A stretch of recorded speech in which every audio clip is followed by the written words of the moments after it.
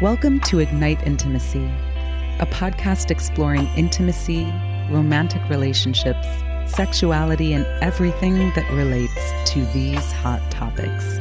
We're going in. Are you ready? This is your host, Laura Aisha. Let's do this. Hello, Ignite Intimacy community. This is your host, Miss Laura Aisha, and it is such a pleasure to be here with you for another episode of Ignite Intimacy. I'm super excited, as per usual.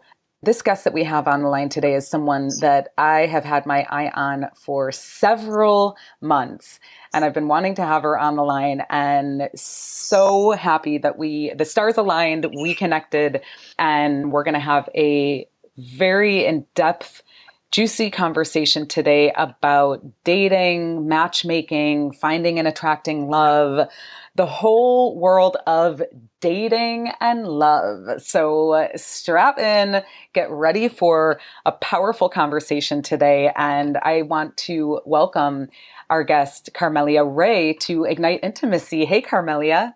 Hey, Laura. Happy to be with you. Yes, so happy to be with you too. What is going on? You're hailing from Toronto.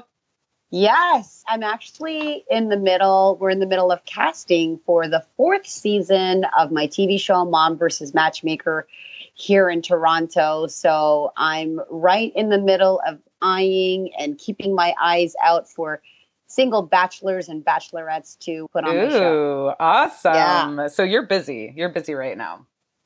Yeah, that I have 3 children, 9. So yeah, and a mom. So yeah, that keeps me busy. Yes. Awesome. So I love Toronto. It's such a great city. And for anyone who hasn't been, it is beautiful and clean and full of culture and sits right on Lake Ontario. And it is just absolutely gorgeous. Yeah, you came to see me. Well, not me. We were a part of the same classroom, and you got to spend some time with us, which was fantastic. Yeah, that was amazing. So Carmelia and I are in a leadership development program together. And when we have these weekends where several different communities of people who are all in this leadership program from Toronto and Montreal, Boston, DC, New York City, Philadelphia, New Jersey, all connect in New York. And during the first weekend, I remember Carmelia was talking about what she did, sharing about what she did professionally in the world. And I was like, I need you on my podcast. So it was great to go to Toronto and be with you all and have an opportunity to sit in the park and have dinner with you before our classroom and just talk a little bit, get to know who you are as a woman and, about your family and your children. I'm a mom as well. So, I big up all the mothers and fathers and anyone who's parenting in any way, shape, or form, just lots and lots of love to you. It is not for the faint of heart and a journey for sure. Mm-hmm. So, Carmelia, I'm curious, when did you launch your career as a matchmaker and just in this whole world of love and matchmaking? Well, my career start in matchmaking happened in December of 1992. So I actually was quite young, inexperienced matchmaker, didn't know anything about this business. And I applied to work in a call center where I had to speak to single people who expressed an interest in a dating service. And you've got to imagine 26 years ago, almost 26 years ago. Gosh. When this is before Facebook, social media. Literally before Match.com. Match.com launched in 95 or around that time. And I was in the business in 92. And how people met back then was at bars, church, work, clubs, high school. You didn't have the same options that you had present day. And even getting a call in a dating service and matchmaking company, this is how far back we go. It was still new, still foreign, and was like, what's a dating service and what's a matchmaker?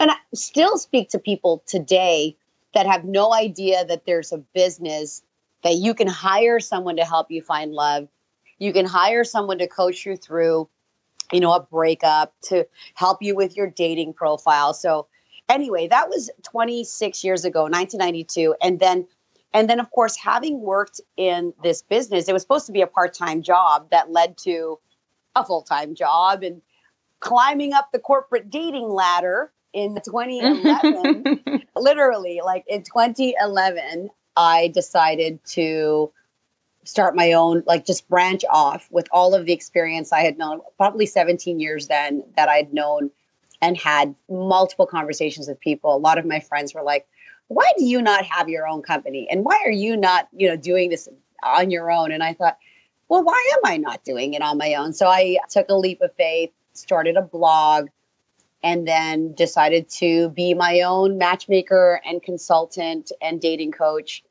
And so since 2011, I've really been working for myself and in the background, working very closely with dating apps, startups in this space, online dating sites, anybody in the dating business, right? Amazing. Mm-hmm. Well, and it's so this is not your typical career path, right? Like it's not typical to, I'm going to assume it's not typical for people to say early in their careers, like, I want to be a dating coach, especially in 1992. I mean, that is, I would say, at the forefront of this sort of next wave of matchmaking and dating sites and, just the business of matchmaking and dating, right? So what was it like take us back to you as a teenager and in your early 20s, and like, what was it for you that got ignited where you said, like, I want to work with people around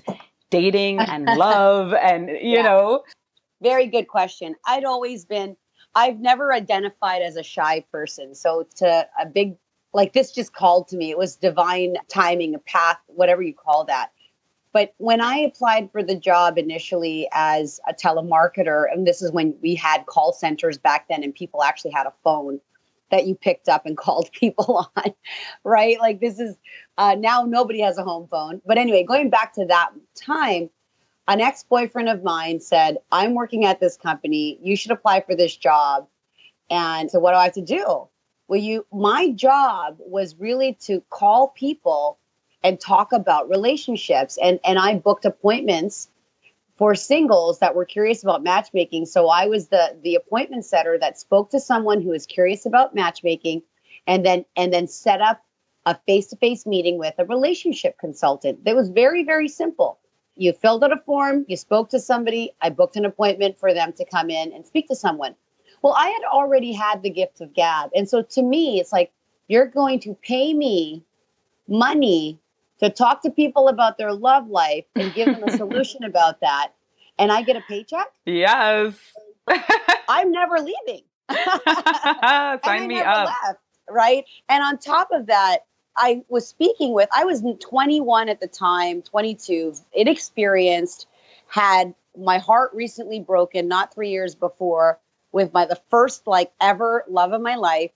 And then my high school sweetheart. So I had 2 relationships under my belt, and I was speaking to CEOs, business owners, people that were talking about real serious issues in their love life. And I was getting an education in relationships. Like throughout this entire time, I was being educated. So I got to learn what mattered to people, what upset people, when relationships went south. And I became so good at that, because no one could say, I think I was just curious. What really had me become a great salesperson is that I really was curious about the person on the other end. Like, what is going on? It was like research for me. Free education in people. No, I can't even tell you the gift of what this role and these conversations that I had that were so rich, and not taking into consideration that these are people that for the very first time in a long time, or maybe have never spoken to anybody about their love life, and they're talking to a perfect stranger. And I was that outlet. I was that safe space for them to talk to. And I was curious. And I have to say that throughout this industry, I had great, great mentorship. So the people that taught me, that had been in this dating business and matchmaking business, who themselves had spoken to people for years and countless hours. They say you need to spend 10,000 hours on a craft for you to become an expert. So I've been an expert over and over and over again, but I was mentored and trained by these people. But really where I got to be great is just by being with people. And as you know, in our program, Laura, very few people get a chance to actually talk about what matters to them, and let alone, the breakup. So, and there was a need, even back then when there was not as many options as we have now for dating. You're still walking around in the world not really knowing, like, how do I meet people? So matchmaking bridges the gap between someone who's single and on their own, and introducing them to someone with very little effort. All you have to do is show up on a date, but someone else is going to introduce you to someone of the opposite or same sex, whichever your preference. And you get to go on a date with somebody that's highly qualified, vetted, compatible. So it was quite lucrative. The business itself was quite great. Mm-hmm. Well, okay. So I want to get into the nuts and bolts of this, because I know our listeners want to know, like, just, you've had so much experience in this area. And like you said, you have been listening, you've been holding space for people in the area of love and dating and romance and attracting love and finding love for so many years. Let's get into like the nuts and bolts. Let's talk about matchmaking for all of the single people out there who listen to Ignite Intimacy and are wanting love, wanting connection. Especially in this age of swipe culture and dating apps, and where, it's almost like, it's like you could be like in a candy store, right? Like, and I think there are certainly people out there who are, I know for me at times, like, I have a difficult time, like, being like, oh man, like, there's so much out here, like, how do you choose? And so let's start to peel back the layers of, the dating world right now from an expert who's hands-on in it. Sure. Number one, when we talk about matchmaking for the matchmaker, really we play the role of the single person who, it's not always a struggle, but let's call it a struggle. So some people identify that they're single as this, challenge, this problem, this struggle that they're dealing with. And so one of the things that they're up against is time. So often I'll hear singles will say, I don't have time to meet people, right? Or I don't have and if it's not time, they don't have the desire or the know-how, because even if I knew how to meet people, like, where would I go? And how do I know that person is right for me anyway? Because what's the difference? Like, you show up at a bar, there's single people at the bar, but how do you filter through those people to know who in the bar is single, available, wants the same things as you? Yeah. So where a matchmaker can bridge that gap is, if someone's interested in matchmaking, first of all, we're sitting with each client, we're getting to know them one-on-one, we're going through, the questions and the assessment to know, who are they? What are they looking for? What are they, who are they compatible to? We go through our matchmaking process. And then, of course, we do that with each and every person. So certainly we have to have a base of people, right? So I've been in the business for a long time. Like a business owner, how do we spread the word of who we are? Well, we do marketing. There's social media. There's word of mouth. So if somebody's coming to me and they're single and they're looking for a match, well, I need to, as a matchmaker, be confident in my ability to search for that person's criteria through the avenues that we use as matchmakers. And I'm also have a team that does digital search. So it's no different. The difference is that you don't have to search for that person. We will search for that person on your behalf, and we'll vet them and meet them, which is, for many people, the reason that they would invest in matchmaking, because they don't have that time. And secondly, they may not trust their judgment. And thirdly, they may not have the truth about the person that they're meeting. Whereas when you're speaking to a matchmaker, you don't have this person in front of you. Sometimes we curb our answers and tell these little, I want to call them lies, but like, we'll just, kind of put the mask on and say, oh yeah, I like that too. Yeah. When you're in front of somebody, but in reality, you don't really like that. You're just saying that for the moment. Right. So So that's the difference, is that people can really be authentic with the matchmaker, not knowing who they're like looking for, but just basically saying, this is me. I'm looking for a person like this. Introduce me to them. So friends will introduce other friends based on the little information that they have. And usually it looks something like this. Hey, I know this guy who's single. You should go out with him. And like, you don't really know anything about that guy. Totally. Like, really nothing. Right? He's cute. He's cute. You're cute. I think you guys would make You're both single. Couple. Yeah. Yeah, you guys would make a great couple. Meanwhile, she's hardcore vegan and he's like major carnivore. You know, loves like heavy metal music, and she's into classical, music. It's just a disaster, So yeah. let's talk about this. What about opposites attract, right? Like there's this storyline in our world that has, I don't know where it started, but it's been, as long as I have known, the story of opposites attract. Let's talk about that. How do you see that show up in your work?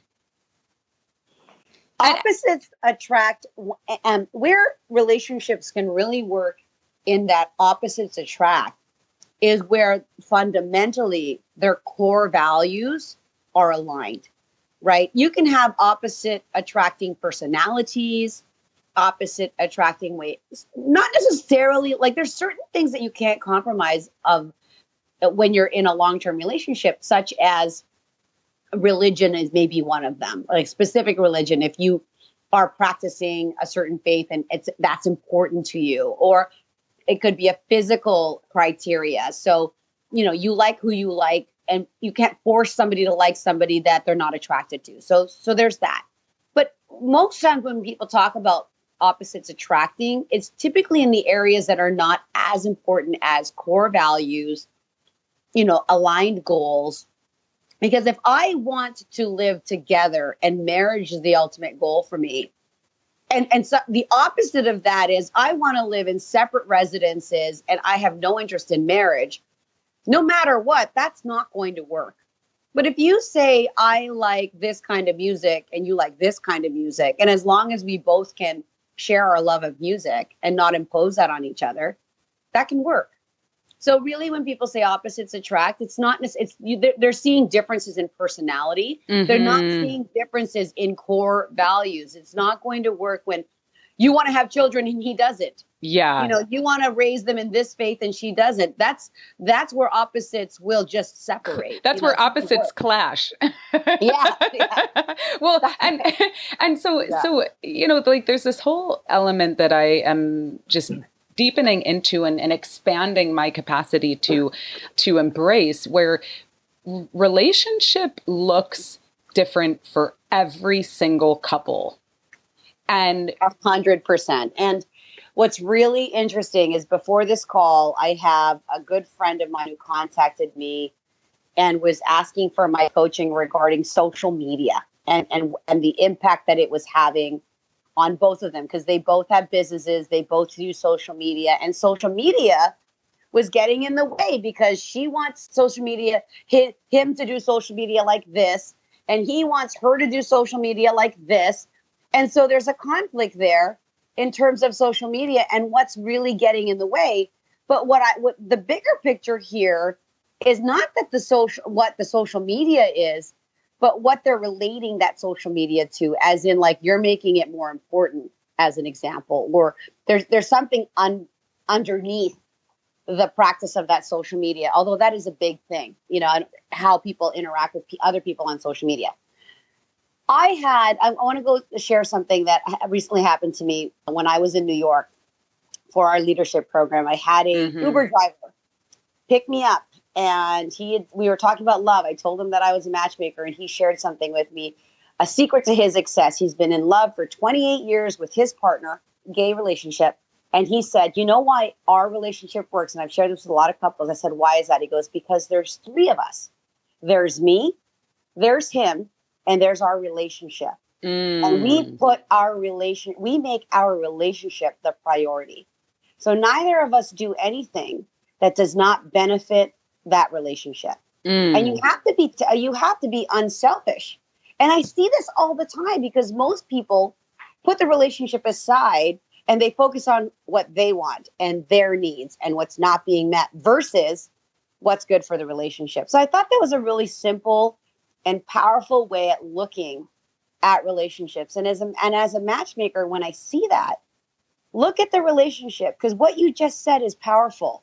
What does an ideal relationship look like for you? And I ask that question because if two people's ideal relationships are not aligned, that ultimately could not work as well, because you can make anything work. Really, it's a matter of choice and compromise, right? And what you agree to.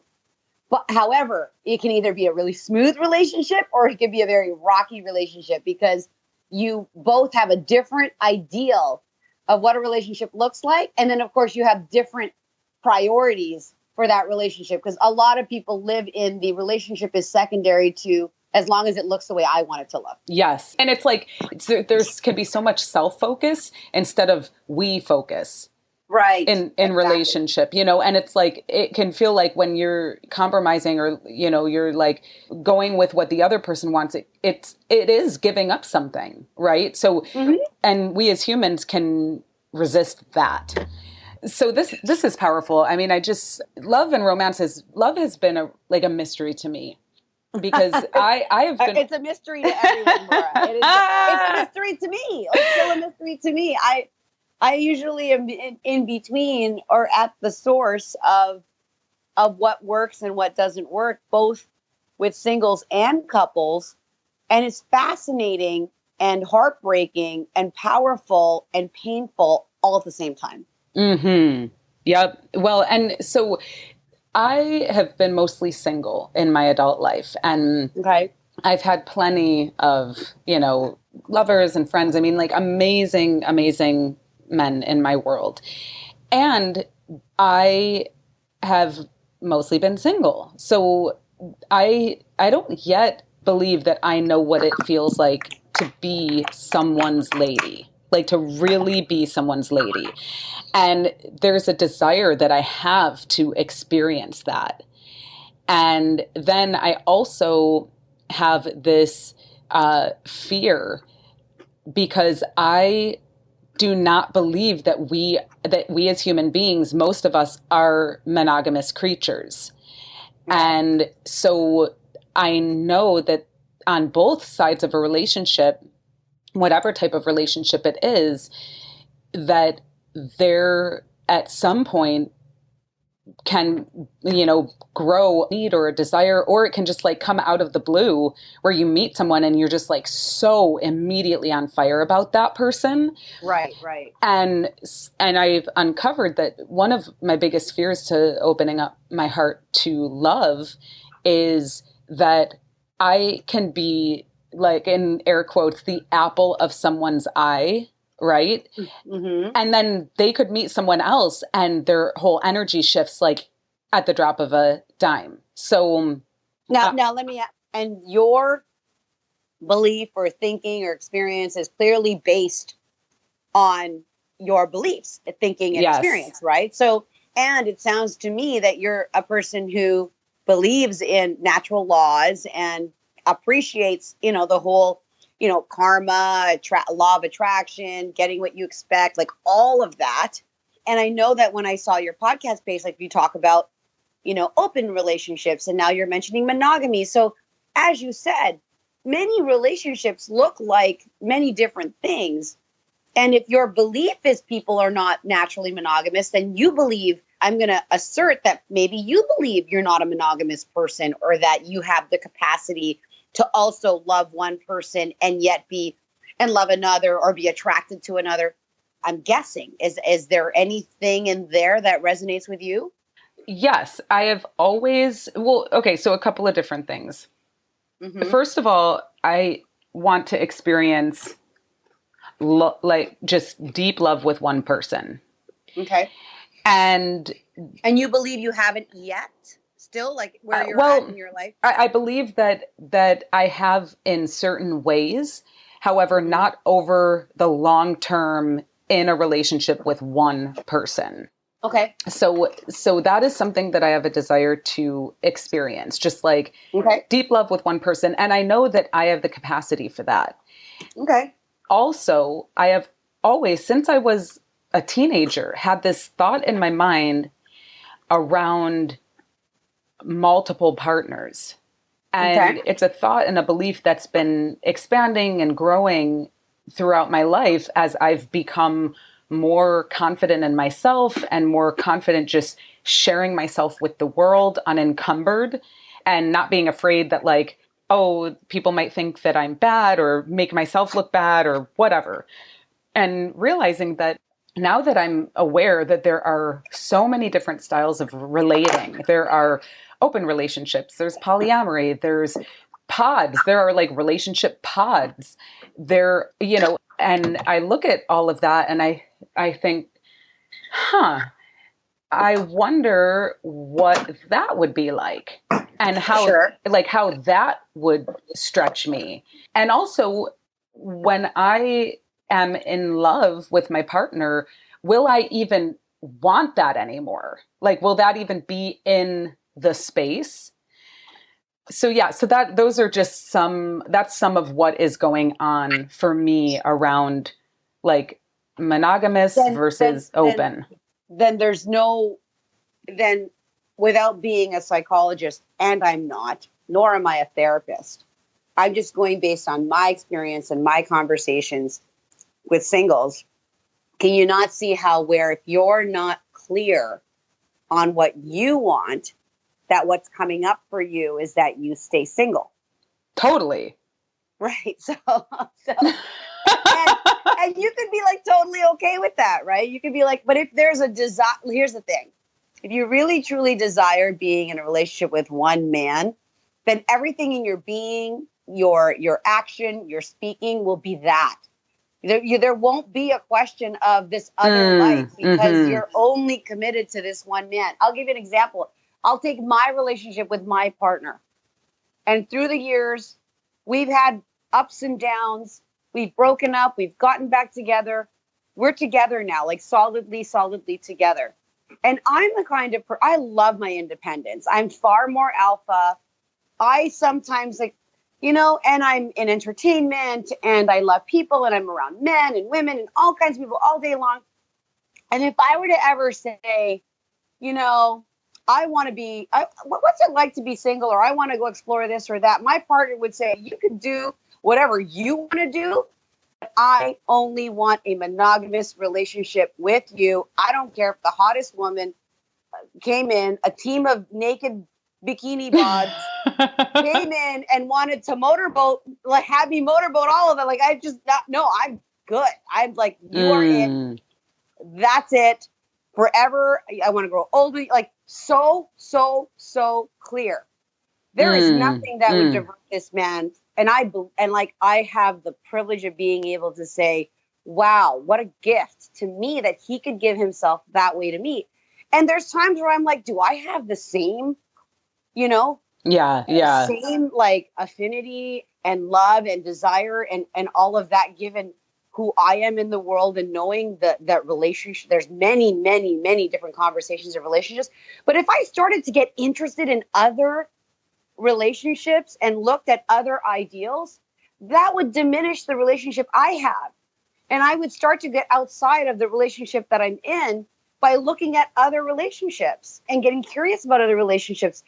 I could do that, but how would that benefit what we committed to ourselves in our relationship? So that's something for you to consider. If you're curious, go be curious, go do what you need to do. And then when you're ready to have that deep committed love with that one partner who wants the same thing, then do that. Mm-hmm. You're not going to, not that you're not going to attract it, but all of this other outside distraction and curiosity takes you away from that goal. Yeah. It's just this, it really does, because people will just get into action and attract the thing that they want. But when they're busy swiping left and right and saying they want a relationship, but they're cushioning and they're catfishing and they're like monkeying around, these are all digital dating terms. Basically, they're doing everything but focusing on that one relationship. And then they wonder, like, I don't know what's going on. It's like, well, look at your actions and look at what you're saying. Look what you're saying to yourself in your head. That's the biggest tell too, right? It's because if that fear is there, yeah, I'm like that too. Like nobody wants to get hurt, but that's the gift of love. Right? Totally. That's the gift of it. Well, yeah. And so just talking in terms of like overcoming myths around attracting love and resistance, what are some of the common myths that come up around dating and attracting love that you found in doing this work? Common myths here all the time. There are no good men. Yep. All women are crazy. Oh gosh. Oh Lord.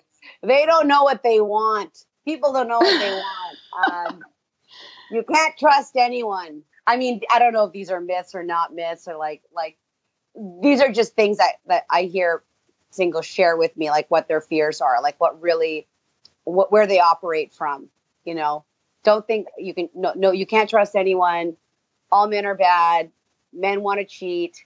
Women can't, like women, just all of they're more stereotypes, right? Oh, another myth.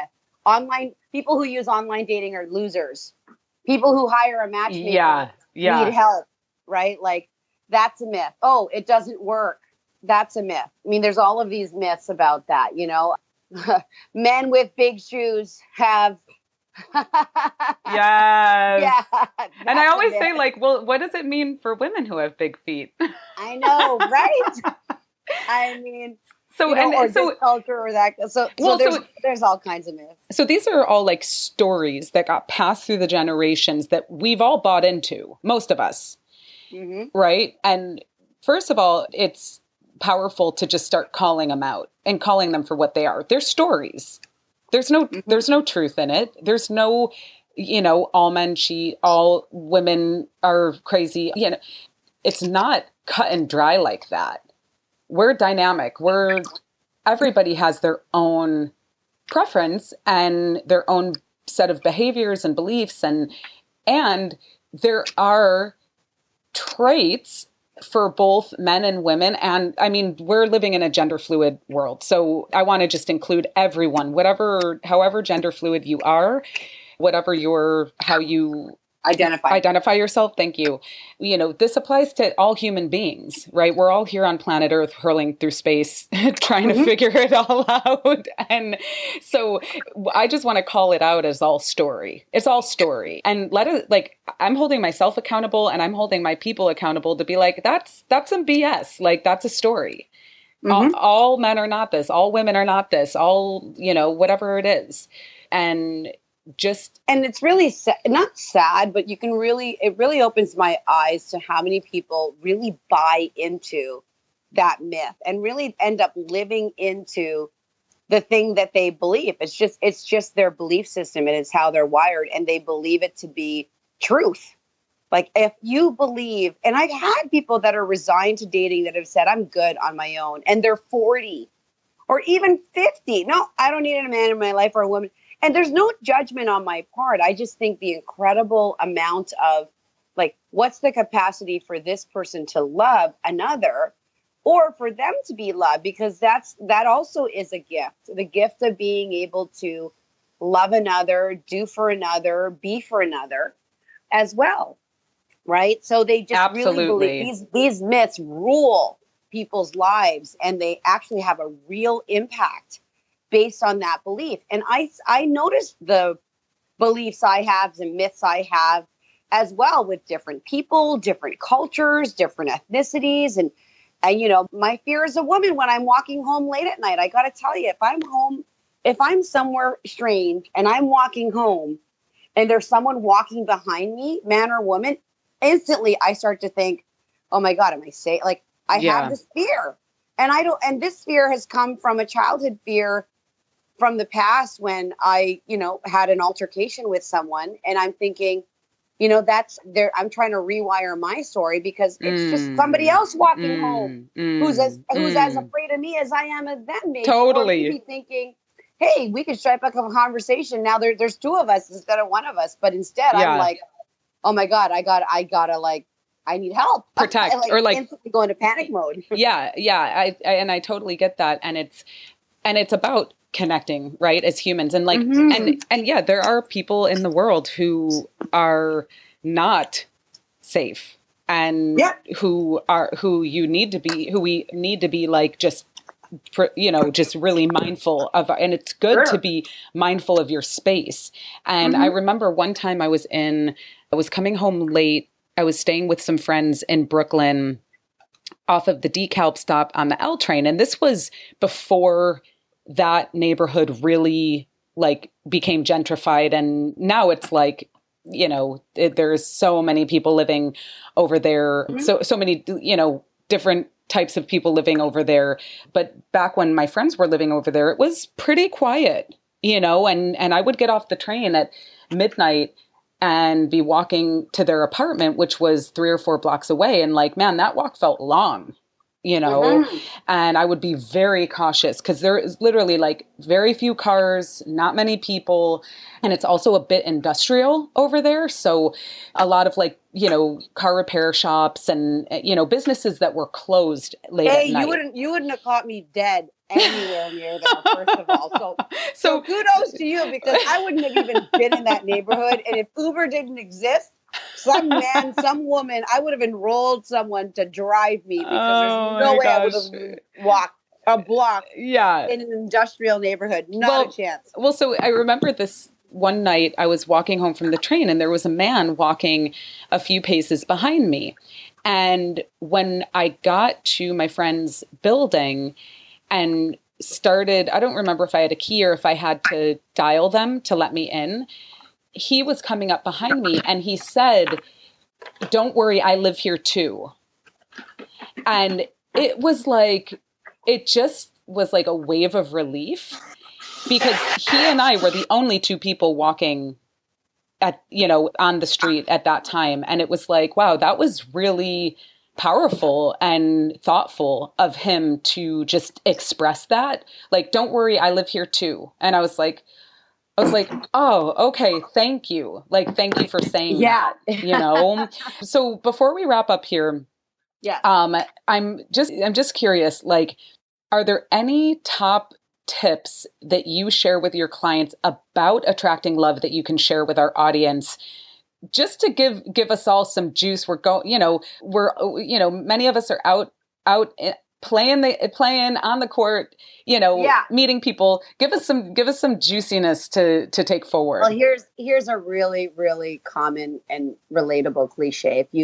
If you fail to plan, you plan to fail, right? So most people go on about their dating life without any plan of any kind. And it's kind of like there's zero strategy.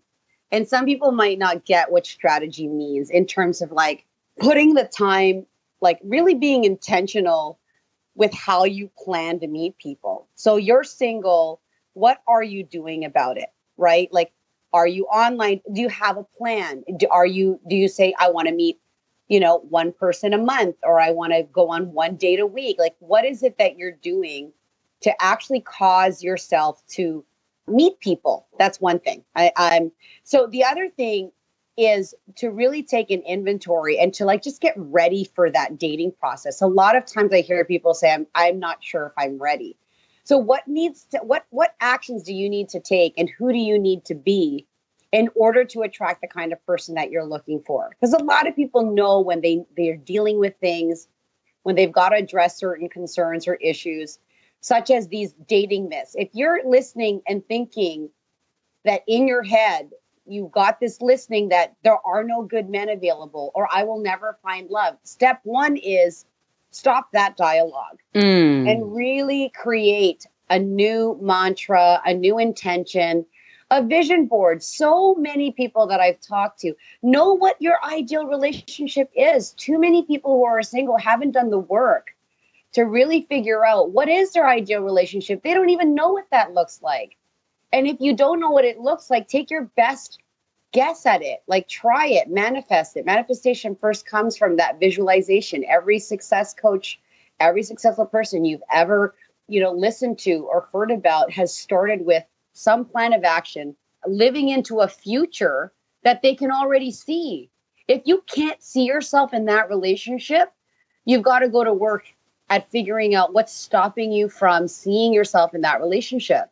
And if your future relationship has you transformed to a different person, let's say, for example, a lot of people, when they're thinking about dating, they're dealing with weight.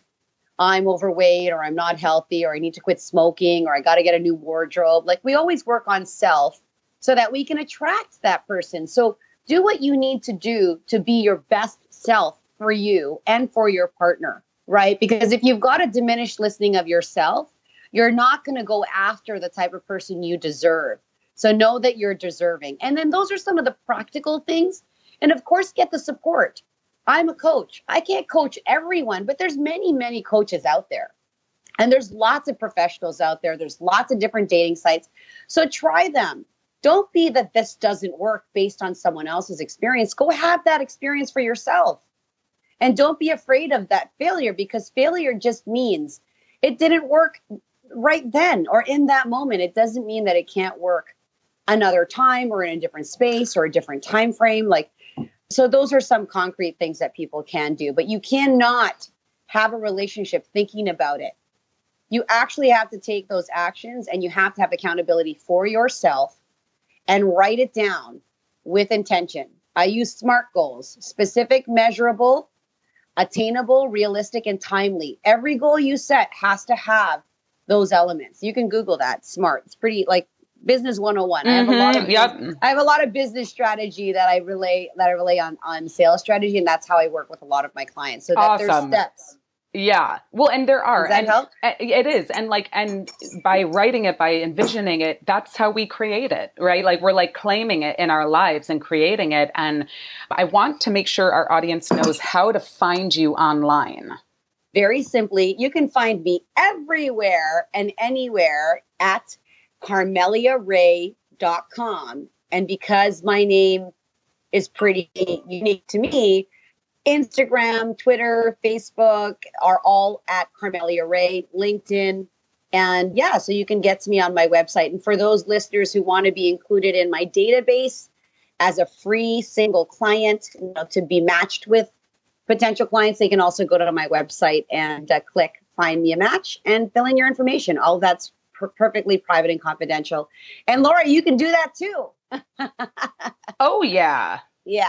Oh, yeah. Yeah. Cool. Thank you. This was a juicy conversation. Well, it is. And check it out. datingloveandsextips.com, carmeliaray.com, also on Facebook, Instagram, Twitter. Come on. This is the digital age, okay? So Carmelia Ray, check out her work. She's also got a new season of Mom versus Matchmaker. I don't know if people can view that outside. Yeah, you actually can. You can watch it on Mix TV, myxtv.com. You can watch all past 30 episodes. I'm shooting another 10. And so it's a really funny, interactive show that pits a mom versus my skills, and we get to see who comes out as a better matchmaker. And oh, yeah. Yeah, and all these right. moms, I mean, I feel like you'd be a good competitor, Laura. I think you'd do really well, too.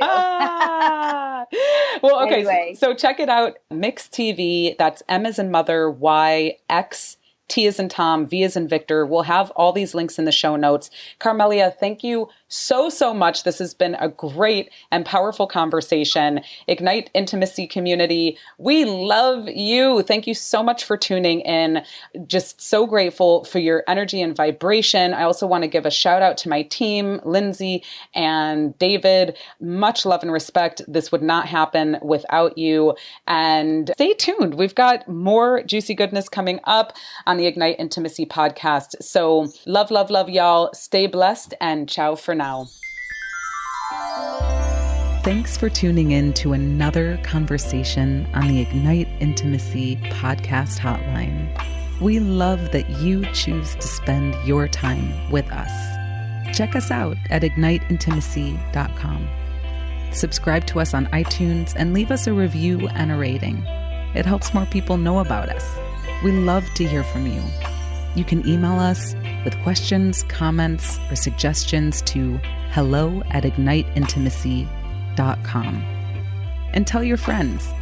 Music was arranged by Jason Pfaff and Mike Corey, and this podcast is produced by yours truly, Laura Aisha. Thanks again, and we'll see you on the next one.